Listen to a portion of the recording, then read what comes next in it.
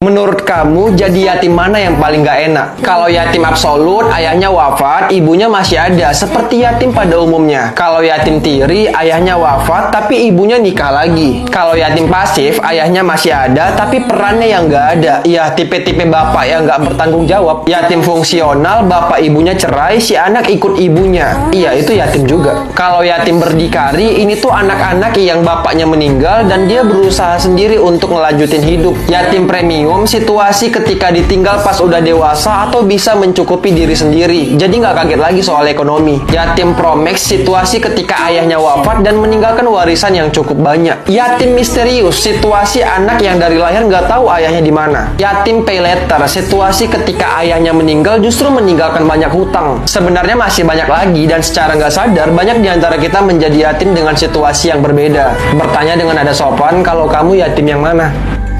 Anak yang ayahnya meninggal disebut yatim. Terus kalau ada anak yang ayahnya masih ada tapi berasa nggak punya ayah, itu bisa dibilang yatim juga nggak sih? Yatim pasif. Ada kok anak yang sampai udah dewasa nggak tahu ayahnya seperti apa. Atau lebih tepatnya dia nggak pernah merasakan hangatnya kasih sayang dari seorang ayah. Dia tahu ayahnya ada, tapi hanya sekedar tahu, nggak dekat. Anak yatim pasti rindu sama ayahnya karena udah nggak ada. Sementara kita nggak tahu harus merindukan apa dari sosok ayah yang nggak kita kenal. Aku nggak percaya ayah adalah cinta pertama bagi anak perempuannya. Justru rasanya lebih masuk akal kalau ayah adalah sakit hati pertama bagi anak-anaknya. Teruntuk anak perempuan, tidak ada yang bisa menggantikan sosok ayah, termasuk laki-laki yang nanti akan menjadi pasanganmu. Beli es krim yuk, tapi yang yatim pasif yang bayar. Ayahnya ada, tapi perannya nggak ada. Nggak tahu kontribusi apa yang sudah beliau lakukan untuk hidupku. Perasaan yang selama ini berjuang ibu terus, sedangkan ayah ya gitu, nggak lebih dari mokondo. Yang beneran yatim jelas nggak punya ayah, sedangkan yatim pasif punya ayah tapi bisanya cuma nyusahin ibu. Kita sebagai anak pengen ngerasain dipeluk ayah. Kita juga pengen punya sosok yang bisa melindungi. Kita pengen banget hidupnya terjamin, tapi ayah nggak bisa ngasih itu. Jangankan uang jajan, kasih sayang aja masih dipertanyakan. Bisa nggak sih jadi ayah yang baik? Kita juga nggak minta banyak. Kita cuma mau ayah yang beneran bisa jadi ayah, bukan yang cuma bisa bikin tapi nggak bisa ngebesarin.